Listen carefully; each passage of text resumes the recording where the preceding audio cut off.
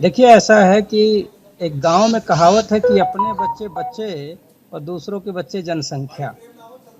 तो जो 10 साल तक अमित शाह, पूरी भाजपा, आरएसएस और उनका आईटी सेल राहुल गांधी और विपक्ष के सभी नेताओं का जो फर्जी वीडियो बना के वायरल करते थे, आज जब उन पे बात आई तो बिलबिलाने लगे। देखिए, मैं इसका सपोर्ट नहीं करता कि फर्जी वीडियो चलाया जाए, लेकिन आलू से सोना बनाने वाला वीडियो डॉक्टर था कि नहीं? पूरे प्रसंग को सुना क्या?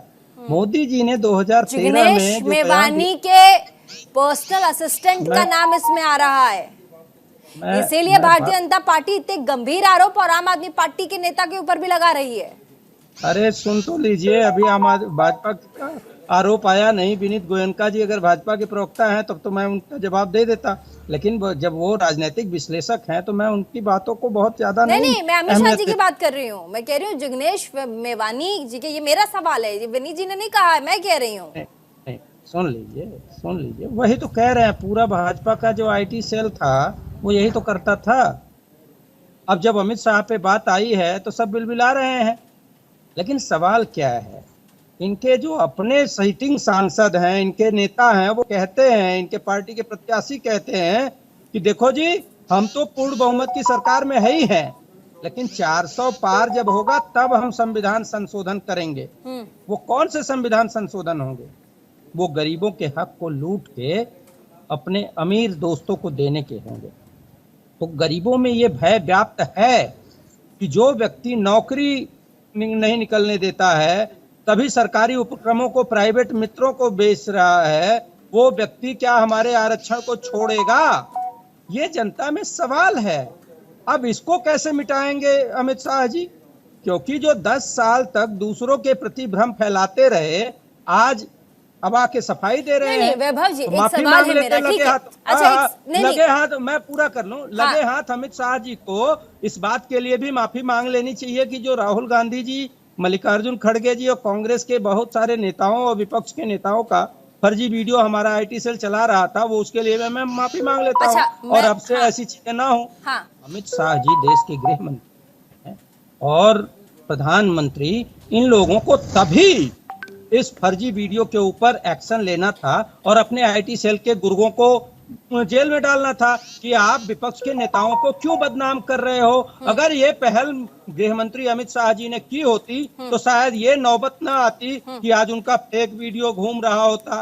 अब आप इसमें जबरदस्ती का ये कहें कि कांग्रेस के लोग, तो क्यों नहीं मोदी जी ने इस बात की तो जांच वो कराई जिग्नेश कि मेवानी भाजपा के के जो कौन पर्सनल लोग जो असिस्टेंट है विपक्ष उनका के नाम आ नेताओं रहा का है, यही तो फर्जी कह रही हूँ वीडियो मैं। चला रहे थे। जिग्नेश प्रीति जी, जो वीडियो आपने अभी चलाया, में कौन फेक है और कौन ओरिजिनल है, इसको आप डिफाइन करेंगे, भारतीय सर्टिफाई जनता करेंगे? पार्टी के वेबसाइट पे भी लगा हुआ, जाके क्लिक भारतीय कीजिए और जनता देख लीजिए सर। पार्टी कोई देश का कोर्ट नहीं है। भारतीय जनता पार्टी जो बोलती है झूठ बोलती है। खुद प्रधानमंत्री झूठ बोलते हैं, तो भारतीय जनता पार्टी के ऊपर देश को अब विश्वास नहीं रहा, क्योंकि 10 साल सरकार चलाने के बाद आप लोग भी अगर प्रधानमंत्री किसी जी, वीडियो, अरे बोलने देंगी तब तो बोलेंगे। बोलिए वैभव। इस वैभव बात जी, पे मुझे तो लाइनें याद आ रही हैं, लश्कर भी तुम्हारा, सरदार भी तुम्हारा, झूठ को सच लिख दो, अखबार भी तुम्हारा। तो आप जो बात कह रही है ना, वो क्रिमिनल प्रोसीजर का मामला है, पुलिस उस पर अपनी कार्रवाई करे। लेकिन अमित शाह जी अगर कुछ आके कहें, मोदी जी कुछ कहें, देश को भरोसा नहीं है उन बातों पे, क्योंकि ये लोग हजारों झूठ बोलते हैं। देश से बहुत इनको टेस्ट की उम्मीद थी, देश इनकी बातों से, लेकिन 10 साल बाद मोदी जी ये नहीं बता पाते हैं कि बेरोजगारी 83% तक पहुंची क्यों, ये नहीं बता पाते हैं देश पे 200 लाख करोड़ का कर्जा बढ़ा क्यों, देश की करेंसी अफगानिस्तान से क्यों नीचे चली गई, डॉलर का अवमूल्यन क्यों नीचे जा रहा है।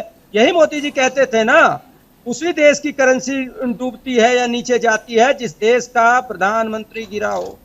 हम तो नहीं कह रहे हैं कि प्रधानमंत्री गिरे हैं, लेकिन ये हम तो इन फर्जी वीडियो और संघ का जो फर्जी झूठ फैलाने का एजेंडा था, उसके खिलाफ हम बहुत समय से लड़ रहे हैं। वो आज एक अच्छा इवेंट है, जनता में बहुत कौतूहल का विषय है कि आज अमित शाह जी को भी ये लगा कि फर्जी वीडियो के खिलाफ आवाज उठानी चाहिए। तो हम स्वागत करते हैं। और फर्जी वीडियो, फर्जी जो कांग्रेस के ओरिजिन, देश की आजादी और प्रधानमंत्री बनाने न बनाने को लेके संघ कितना भ्रामक और झूठ फैलाता रहा है पिछले 50-60 सालों से, वो सबने देखा है। ये कहते हैं पहला चुनाव हुआ आदरणीय पटेल साहब के देहांत के बाद, लेकिन ये कहते हैं प्रधानमंत्री चुनने के लिए पटेल जी को वोट ज्यादा मिले थे। ये भी भ्रामक बात थी। तो ये आज सफाई देने क्यों आ रहे हैं?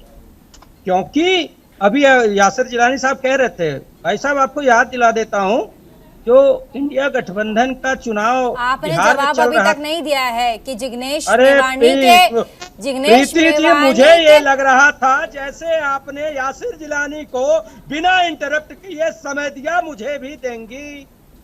तो let me complete, then you can ask. बोलिए सर, बोलिए फिर मैं सवाल पूछूंगी, जवाब देना पड़ेगा। घुमाएंगे नहीं, मैं जवाब से नहीं भागता। मैं भाजपाई नहीं हूँ, न संघी हूँ।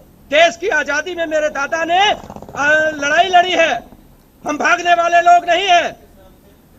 देश की आजादी में यहाँ जितने लोग बैठे हैं सर, सबके दादा परदादा और बुजुर्गों ने और जो पूर्वज है उन्होंने अपनी जानें दी हैं। सिर्फ आप अकेले नहीं है सर, नहीं आप अकेले नहीं है, देश हम सबका है। आप अकेले से देश कभी कहा ही नहीं। हाँ, हमने नहीं कभी कहा। हाँ, हमने ये कहा कि जिस संघ ने अंग्रेजों का साथ दिया, जिस श्यामा प्रसाद मुखर्जी ने अंग्रेजों का साथ दिया, हमने उनको भी अपनाया। ये झेलम चेनाब जैसी कहानी सुनाएंगे यासिर जिलानी, आप मौन होकर सुनेंगे। और अगर हम उनका काउंटर कर देंगे तो आपको बुरा लग जाएगा। आपको आप क्या चाहते हैं? मैं आपसे नहीं पूछूं, आपसे नहीं पूछूं कि जिग्नेश मेवानी का पीएस का नाम क्यों आ रहा है? मैं नहीं पूछूं आपसे, आप यही कह रहे हैं? बोलूं? आप पूछ चुकी तो मैं बोलूं? बोलिए। अगर आपकी इजाजत हो तो इंटरप्ट न कीजिए। यासिर जिलानी साहब ने कहा कि संघ प्रमुख या भाजपा के किसी नेता ने ये कहा हो कि आरक्षण खत्म करेंगे या समीक्षा करेंगे। बिहार चुनाव से पहले याद कीजिए, मोहन भागवत जी ने कहा था कि आरक्षण की हम समीक्षा करेंगे। उसके बाद प्रधानमंत्री जी हर सभा में, नहीं जी आरक्षण मेरे सीने पे चढ़ के, मेरी लाश पे चढ़ के खत्म होगा, ये सफाई देते फिर रहे थे। तो भागवत जी ने खुद कहा है, रिकॉर्ड में है, ये झूठ नहीं बोल रहा हूं मैं, आप रिकॉर्ड चेक। दूसरी चीज, ये जिस बात को लेके बिलबिलाए हैं, झूठ बोल रहे हैं, इनकी जो मंशा है बिल्कुल गरीबों के, आप तो स्वतंत्र, आप तो बीच में मर्यादा का पालन कर लीजिए। मैं आपके बीच में नहीं बोला। विनीत गोयनका जी मर्यादा का पालन बता रहे थे, तो मर्यादा समझिए। ऐसा है, हमने कभी ये नहीं कहा कि हम आरक्षण खत्म करेंगे।